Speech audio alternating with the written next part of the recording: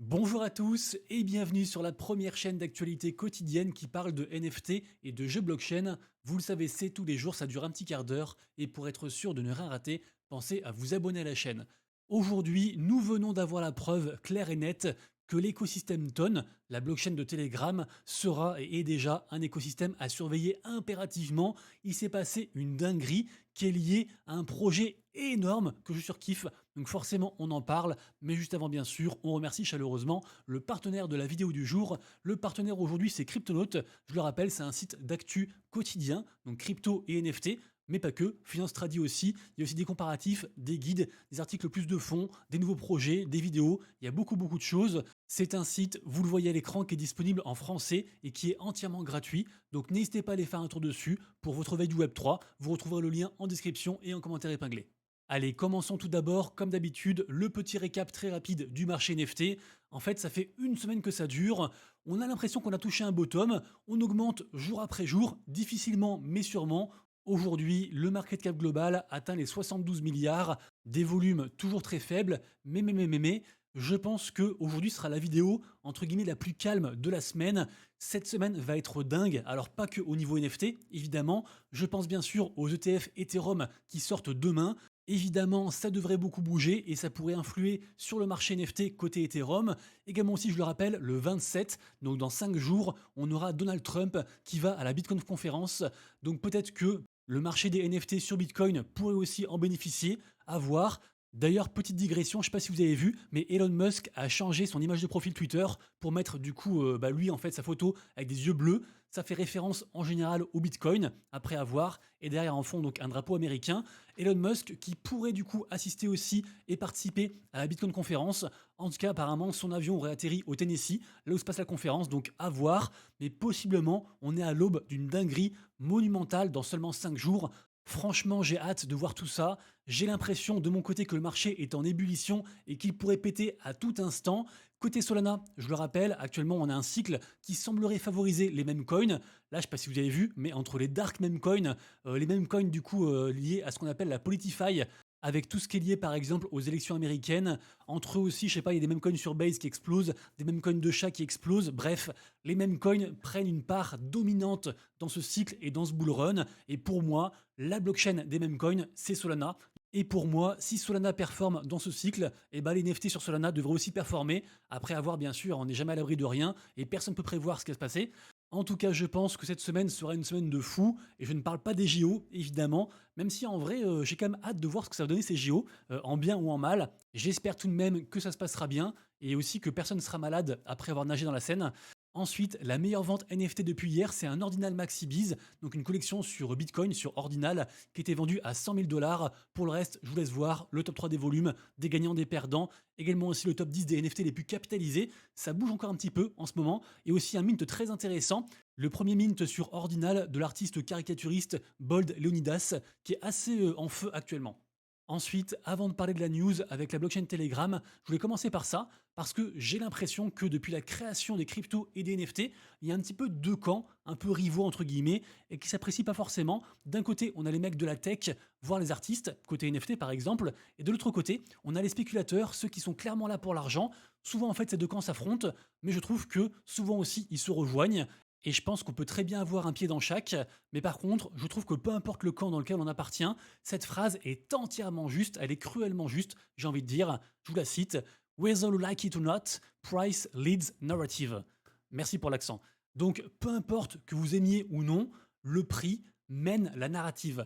Ce qui veut dire qu'en fait, un peu à l'image de ce qu'on va parler après, avec Telegram, on le rappelle, à la base, on avait une application un peu dégueulasse sur Telegram qui s'appelait Notcoin, qui permettait aux gens en fait de tapoter son téléphone et en échange, ils ont eu en fait un airdrop, une crypto, la crypto donc Note.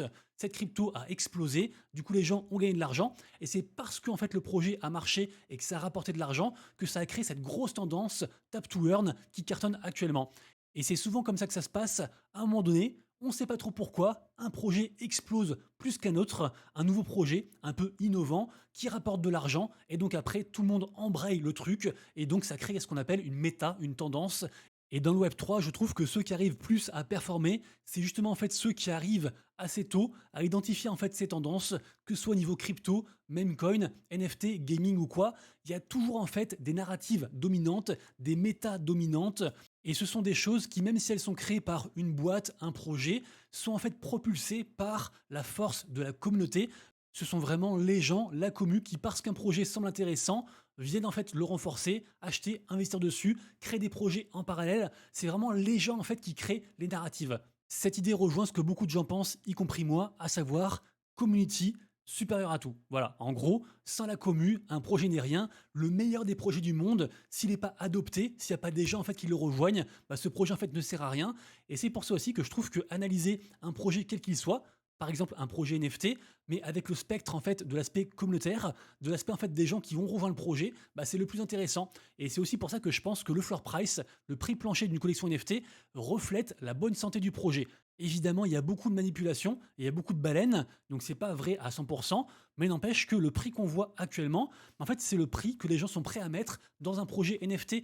Donc c'est ce qu'ils pensent du projet, combien ça vaut selon eux. Donc pour moi, c'est une analyse très pertinente de voir d'abord les prix pour ensuite extrapoler d'abord les chiffres pour voir ensuite la bonne santé et les vraies infos qu'il y a derrière. Parce que nous, en fait, on ne sait pas tout. Et un petit peu aussi à l'image de Polymarket, pour ceux qui connaissent, sur ce site, on peut parier sur tout et n'importe quoi. On voit par exemple actuellement qu'il y a plus de 300 millions de dollars qui sont pariés sur le prochain vainqueur des élections américaines, Trump en tête à 65%.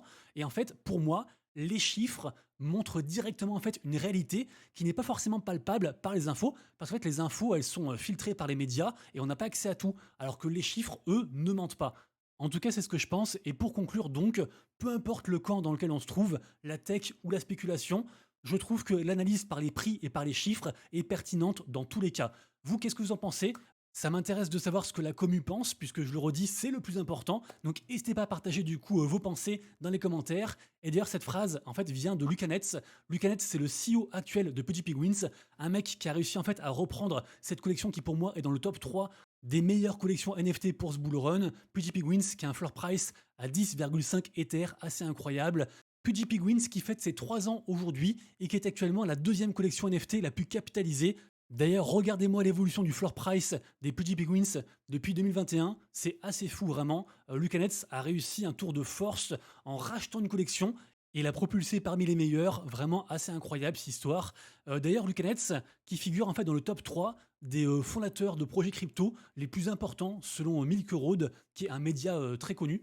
Pour ceux que ça intéresse, je vous donne leur top 3. Donc on a Hayden Adams, donc le créateur de Uniswap. On a Lucanets, donc celui qui a repris et actuel CEO de Pudgy Penguins. Et on a également Brian Armstrong, donc le fondateur de Coinbase. Je continue la vidéo et d'ailleurs je suis assez fier parce que vous le verrez, il y a un fil conducteur dans la vidéo, donc c'est assez intéressant puisque en effet là on va parler de la news avec Telegram et justement en fait comment savoir si cette narrative Telegram est une vraie narrative et pas juste un fait isolé. Alors en vrai, on le sait déjà, parce que Notcoin était le fait isolé, Notcoin a cartonné et a créé la grosse tendance Tap to Earn. Et maintenant, on voit des dizaines de projets Tap to Earn qui pullulent de partout. Donc la tendance Tap to Earn initiée par Telegram, enfin par Notcoin, pardon, cette tendance est validée, elle est actée. Par contre, la tendance de fond de la blockchain Telegram dans son ensemble est pas forcément actée, mais avec cette analyse par les prix dont je parlais juste avant, bah, on peut se rendre compte si justement en fait une narrative est vraiment en fait ce qu'on pense qu'elle est. Alors évidemment, un des indicateurs les plus simples à observer, c'est directement la crypto de la blockchain Telegram, donc le Toncoin, qui est actuellement quasiment à 7 dollars. Et vous le voyez, la charte est super belle et surtout super verte. Et pour confirmer ça, vous avez juste à observer des projets qui de base ne sont pas sur cette narrative, mais qui, en la rejoignant, voient leur prix exploser. Donc c'est un petit peu en fait ce que j'essaie d'expliquer, cette preuve par les chiffres, entre guillemets. Et plus vous êtes de projets qui, en faisant ça, explosent en rejoignant une narrative, bah plus en fait vous savez que la narrative est forte. Et là, qu'est-ce qui s'est passé? Regardez-moi en fait cette crypto, le Mocha Coin. J'en ai beaucoup parlé la semaine dernière, c'est la crypto du gros fonds d'investissement Animoca Brands. Donc cette crypto en fait qui a pas mal chuté. Je le rappelle, elle est sortie il y a 10 jours, elle a atteint je crois 0,12 centimes au max. Et là en fait ce matin, elle était encore à 0,076 dollars. Et regardez-moi cette mèche une mèche qui a propulsé le coin à 0,09 dollars en gros, donc assez incroyable. Et en termes de market cap, c'est quand même une mèche qui a propulsé le coin de 86 à plus de 100 millions de market cap. Et qu'est-ce que c'est la news? Bah, la news, c'est justement en fait que Animoca Brands fait un partenariat stratégique avec la blockchain Telegram, donc avec le Toncoin, et que en gros, chacun a acheté un petit peu le token de l'autre. D'ailleurs, on apprend qu'au moment de l'accord, la crypto Mocha était évaluée à 11 centimes, donc elle a baissé depuis lors. Mais en fait, quand cette news est sortie, instantanément, le cours a pumpé. Et ça, c'est principalement parce que l'écosystème Notcoin est super fort à l'heure actuelle. La tendance, la méta Notcoin est juste incroyable. Alors pour ceux que ça intéresse, je vous mettrai bien sûr, comme d'habitude, tous les liens en description. Mais voilà, quand on a en fait un projet qui, en rejoignant un autre projet, explose comme ça aussi fortement sur une mèche, c'est pour moi un excellent indicateur. Et donc, par la suite, si je vois un autre gros projet que j'aime bien qui rejoint l'écosystème Telegram, bah, je pourrais spéculer en mon âme intérieure en me disant que bah, s'ils vont rejoindre ça, en fait, la crypto, leur projet va aussi pareil augmenter. Après, bien sûr, c'est pas vrai tout le temps, je le répète, ce ne sont que des indicateurs et c'est pas tout le temps vrai. Et en plus, chaque méta, chaque tendance a une fin. Et donc, si vous n'avez pas de bol et que vous êtes dans les projets à la fin de la tendance, bah, malheureusement pour vous, en fait, vous l'aurez dans l'os. Pour ma part, vous le savez, j'étais déjà bullish sur l'écosystème Mocaverse, Animoca Brands au général. Et évidemment aussi, je suis méga bullish sur Telegram. Je trouve que ce qu'ils font au niveau adoption de masse, c'est juste incroyable. Quand on pense qu'il y a quand même 250 millions de personnes qui ont rejoint le phénomène Hamster Combat, le leader incontesté de cette tendance, de cette méta Tap to Earn, bah, je trouve que c'est incroyable au niveau adoption. Alors évidemment, il y a beaucoup de bots, c'est pas que des vrais humains, mais tout de même, les chiffres sont ahurissants. Et je le rappelle aussi, Telegram en fait va sortir une sorte de mini App Store donc ce mois de juillet avec donc à dispo des applications comme Hamster Combat ou encore Pixelverse. Hamster Combat, ce jeu fabuleux et qui développe l'imagination des gens, comme vous voyez actuellement à l'écran. D'ailleurs, petite digression, mais on a eu un truc assez flippant sur Hamster Combat et aussi sur Pixelverse, puisque en effet, les comptes Twitter des deux projets, plus aussi les canaux Telegram, ont été en fait suspendus sous suspicion apparemment de scam. Alors depuis, c'est revenu. En tout cas, cette histoire nous rappelle que peu importe le nombre de millions de followers d'un projet, bah, du jour au lendemain, il peut se passer une dinguerie et tout peut s'écrouler. Donc bien sûr, il faut prendre ça en compte, évidemment. Et pour finir sur l'étape to earn, je vous le rappelle, le claim de Pixelverse est sorti. Alors là, on ne le voit pas, mais en fait, quand on claim, ça s'affiche en bas à droite. Moi, il y a la caméra, désolé, mais en gros, là, j'ai 1800 tokens qui sont stackés. Donc, n'oubliez pas de le faire. De base, quand vous les claimez, ils sont stackés en fait sur la plateforme. Et si vous les withdrawez, c'est-à-dire si vous les retirez, vous aurez en fait que 10% de la somme qui est marquée. Sous-entendu, pas très intéressant de le faire. D'ailleurs, des gens ont estimé que c'était le karma du fait que les comptes Pixelverse soient bannis temporairement. C'était en mode la commu est pas contente parce que vous donnez pas l'entièreté du airdrop tout de suite et donc les comptes sont bannis. Bref, ça je vous laisse du coup réfléchir à tout ça. Sachez aussi que j'avais dit que j'arrêtais les tap to earn parce que je suis déjà à 10 tap to earn et que ça prend beaucoup de temps.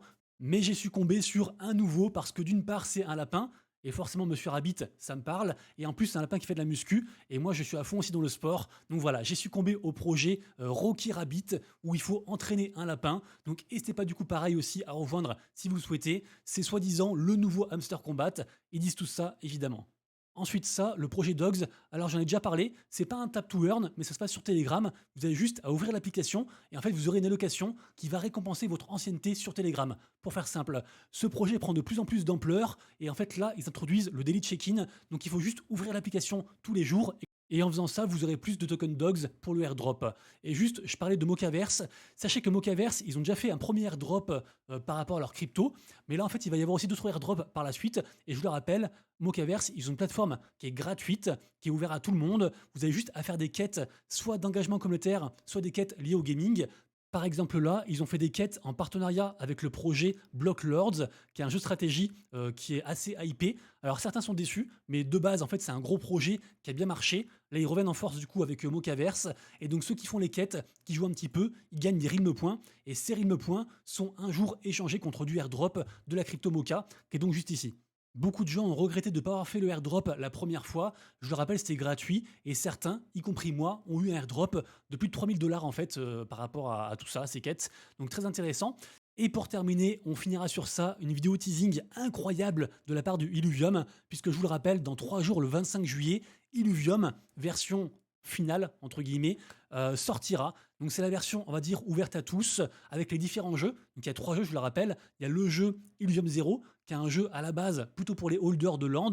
C'est un jeu en mode stratégie et économie. Il y a aussi un jeu qui s'appelle Overworld, c'est celui-ci, qui est donc le jeu en monde ouvert, où donc on se balade et on capture des Pokémon. Il y a aussi le jeu, on va dire, en mode combat, qui s'appelle Illuvium Arena. Et donc là, c'est une sorte d'auto-chess.